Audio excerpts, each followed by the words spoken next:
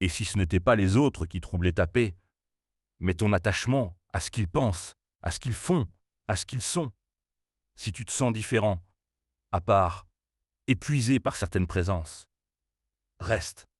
Ce chemin est fait pour toi. Abonne-toi et laisse ces enseignements t'accompagner chaque jour. Au-delà de cette vidéo, si tu veux t'engager plus concrètement dans ton évolution intérieure, un e-book t'attend dans la description pour t'accompagner dans cette démarche. Il t'aidera à comprendre l'attachement, à développer ton autonomie émotionnelle et à construire un refuge intérieur stable, indépendant des circonstances extérieures. Il y a des jours où tu te réveilles avec quelque chose de lourd dans la poitrine. Pas une douleur précise, pas une blessure que tu pourrais montrer du doigt. Juste ce poids diffus, cette fatigue particulière qui vient non pas du manque de sommeil, mais du trop plein de présence. Des présences qui draient ton énergie sans même s'en rendre compte. Des voix qui critiquent, des regards qui jugent, des silences qui blessent plus que des mots. Tu connais cette sensation, n'est-ce pas? Cette impression d'avoir passé la journée à te défendre contre quelque chose d'invisible. À tenir bon, à sourire alors que quelque chose en toi se contracte. Tu as peut-être essayé de l'ignorer, de te dire que ça n'avait pas d'importance, que tu étais trop sensible, que tu devrais t'endurcir. Mais cette voix intérieure, cette partie de toi qui cherche le calme, la profondeur, la vérité, elle ne se tait pas, elle revient, encore et encore, comme une rivière qui trouve toujours son chemin. Ce que tu ressens a un nom dans la sagesse bouddhiste. Ce n'est pas une faiblesse, c'est l'éveil qui commence. C'est la conscience qui s'éveille à sa propre nature, qui commence à voir clairement ce qui nourrit et ce qui épuise, ce qui libère et ce qui enchaîne. Et ce chemin que tu parcours, souvent seul, souvent à contre-courant, ce chemin a un sens profond. Tu n'es pas trop sensible. Tu es simplement en train de te réveiller dans un monde qui dort encore. Maintenant, posons-nous une question honnête. Quand une personne toxique entre dans ta vie, que ce soit un collègue qui te rabaisse, un proche qui te manipule, quelqu'un qui sème le doute dans ton esprit chaque fois qu'il ouvre la bouche, qu'est-ce qui se passe réellement en toi? Tu te crispes, tu rumines, tu rejoues la scène dans ta tête des dizaines de fois. Tu imagines ce que tu aurais dû dire. Tu analyses ce qu'ils ont voulu dire. Tu cherches une logique là où il n'y en a pas. Et pendant ce temps, cette personne, peut-être, n'y pense même plus. Elle est passée à autre chose. Elle dort paisiblement pendant que toi, tu portes encore le poids de l'interaction, des heures, parfois des jours après. Il y a une image dans les enseignements bouddhistes qui dit ceci. Tenir une braise dans ta main pour la lancer sur quelqu'un qui t'a blessé. C'est toi qui te brûles en premier. Cette image est d'une précision bouleversante. Parce que c'est exactement ce qui se passe. La colère que tu retiens, la rancœur que tu entretiens, la résistance que tu opposes aux personnes toxiques, tout cela brûle en toi, pas en eux. Eux continuent leur chemin, portant leurs propres obscurités, leurs propres blessures non guéries, leurs propres chaînes invisibles. Et toi, tu souffres doublement. D'abord de leur comportement, ensuite de ta propre résistance à ce comportement. C'est ce que le Bouddha appelait dukkha, la souffrance née de l'attachement. Non pas l'attachement au bonheur, non pas l'attachement à ce que les choses soient différentes. L'attachement à l'idée que les autres devraient agir autrement, que le monde devrait être juste, que les gens blessants devraient reconnaître leurs torts, que tu mérites des excuses qui ne viendront peut-être jamais. Et cet attachement-là, cette attente silencieuse que le monde se plie à ce que tu considères juste, c'est lui qui génère la souffrance. Pas les autres, pas leurs mots, pas leurs actions. Mais ton accrochage à l'idée qu'ils auraient dû être différents. Est-ce que cela signifie que leur comportement est acceptable? Non. Est-ce que cela signifie que tu dois tout tolérer en silence? Non. Cela signifie simplement que ta paix intérieure ne peut pas dépendre de leur transformation. Tu ne peux pas attendre qu'ils changent pour commencer à vivre en paix. Parce que cet instant n'arrivera peut-être jamais. Et pendant que tu attends, ta vie passe. Ton énergie se dépense. Ta joie s'étiole. Alors que faire? Par où commencer quand la présence de certaines personnes semble capable de renverser en quelques secondes tout l'équilibre que tu as mis des jours à construire? La réponse bouddhiste commence par un enseignement fondamental que beaucoup entendent, mais que peu comprennent vraiment dans leur corps, dans leur expérience vécue. Tout est impermanent. Tout.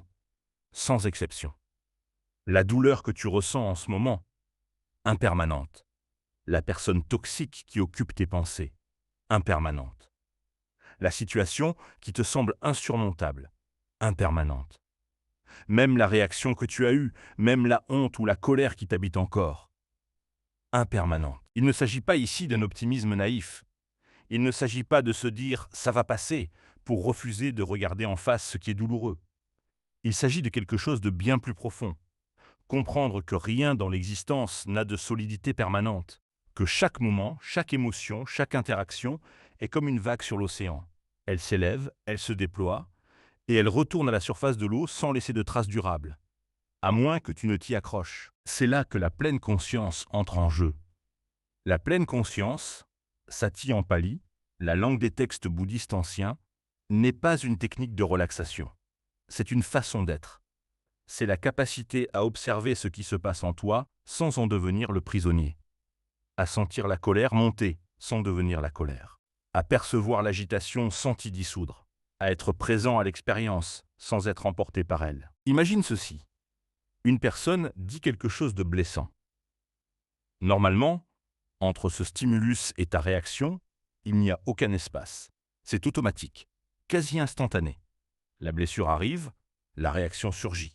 Et tu te retrouves à avoir dit quelque chose que tu regrettes, ou à porter une douleur qui t'écrase, sans même avoir choisi l'un ou l'autre. La pleine conscience crée un espace dans ce moment, un souffle, un retour à toi-même, un instant où tu es le témoin de ce qui se passe, plutôt que son acteur inconscient. Et dans cet espace minuscule, parfois d'une fraction de seconde, réside toute ta liberté. Le Bouddha enseignait aussi ceci. Chaque être qui agit de manière blessante le fait depuis sa propre souffrance. La personne qui t'humilie porte en elle une blessure profonde. Celle qui manipule a appris que c'était le seul moyen de survivre dans un monde qui lui semblait dangereux. Celle qui détruit les autres essaye, à sa façon maladroite et obscure, de soulager quelque chose en elle qu'elle ne comprend pas elle-même. Cela ne les excuse pas. Cela ne te demande pas de devenir leur thérapeute, ni leur victime consentante. Mais cela t'offre quelque chose d'inestimable. Le début de la compassion.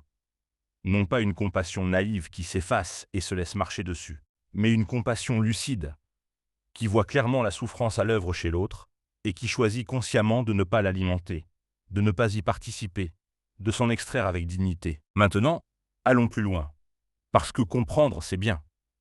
Mais vivre autrement, concrètement au quotidien, face aux personnes qui semblent avoir le don de faire vibrer ce qui est fragile en toi.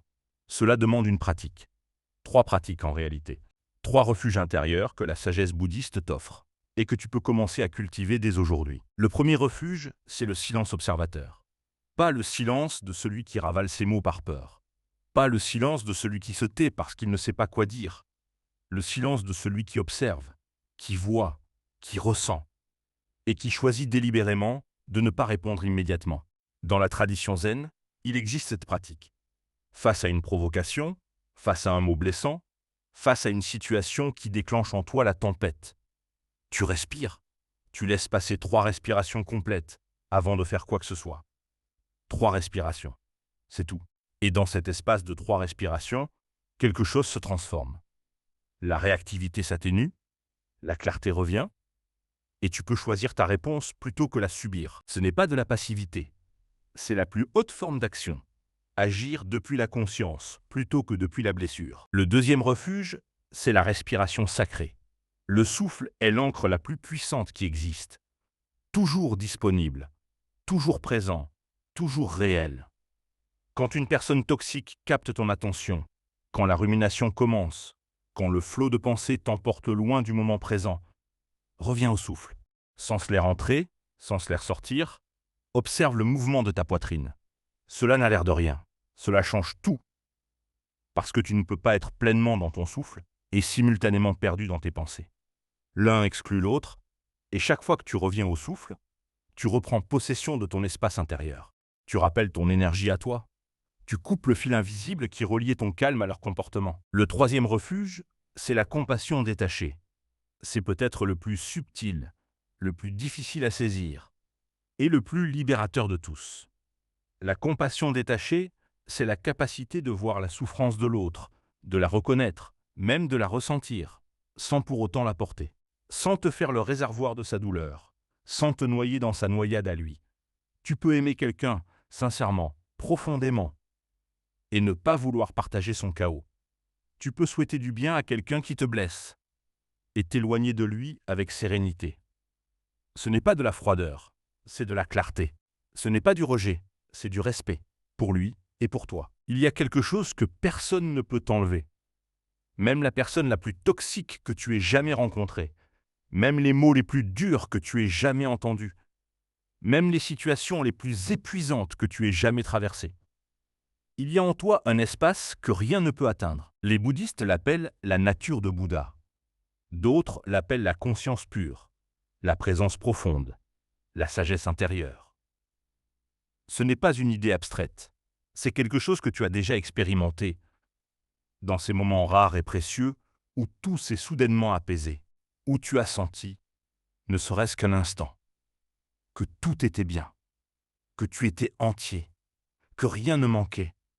Ce moment existait en toi bien avant que tu en aies conscience. Et il continuera d'exister quoi qu'il arrive à l'extérieur. Il y a cette image magnifique dans le bouddhisme, le lotus, cette fleur née dans la boue, dans l'eau trouble, dans la vase. Et pourtant elle s'élève, impeccable, lumineuse, sans porter sur ses pétales la moindre trace de ce dans quoi elle a grandi. Elle ne combat pas la boue, elle ne la nie pas. Elle pousse simplement vers la lumière depuis son propre centre, depuis sa propre nature. Tu es ce lotus. Et les personnes toxiques, les situations difficiles, les moments douloureux, ils sont la boue, pas des obstacles à ta croissance, les conditions même de ta croissance. Parce que c'est dans la friction que la conscience s'aiguise. C'est dans la difficulté que la sagesse se construit. C'est face aux personnes qui révèlent tes blessures que tu découvres ce qui en toi a encore besoin de guérir, de s'ouvrir, de se libérer. Les personnes toxiques sont des enseignants déguisés. Des miroirs parfois brutaux, souvent inconfortables. Mais des miroirs, ils ne te montrent pas ta laideur. Ils te montrent tes attachements. Ils te montrent où tu es encore accroché à la validation extérieure. Où tu as encore besoin qu'on te comprenne pour te sentir bien. Où tu cherches encore dans le regard de l'autre la permission d'exister. Et chaque fois qu'ils déclenchent quelque chose en toi, c'est une invitation. Une invitation à regarder en toi, pas en eux. À te demander non pas « pourquoi fait-il cela ?», mais « qu'est-ce que cela révèle en moi ?» Tu n'es pas ton agitation. Tu n'es pas ta colère. Tu n'es pas ta blessure. Tu es celui qui observe tout cela. Tu es l'espace dans lequel tout cela apparaît et disparaît. Et cet espace, ta conscience, ta présence profonde, ta sagesse intérieure, est inviolable. Nous arrivons à la fin de ce chemin parcouru ensemble. Mais en réalité, ce chemin ne se termine pas ici. Il commence. Parce que la paix intérieure n'est pas une destination que tu atteins un jour et que tu possèdes pour toujours. C'est une pratique. Un retour constant. Une attention renouvelée, chaque matin, chaque souffle, chaque fois que le monde te demande de réagir depuis ta peur, plutôt que depuis ta sagesse. Les personnes toxiques continueront d'exister. Le monde continuera de proposer des situations difficiles, des rencontres épuisantes, des défis qui semblent conçus pour te déstabiliser. Mais toi tu changes. Toi, tu vois autrement.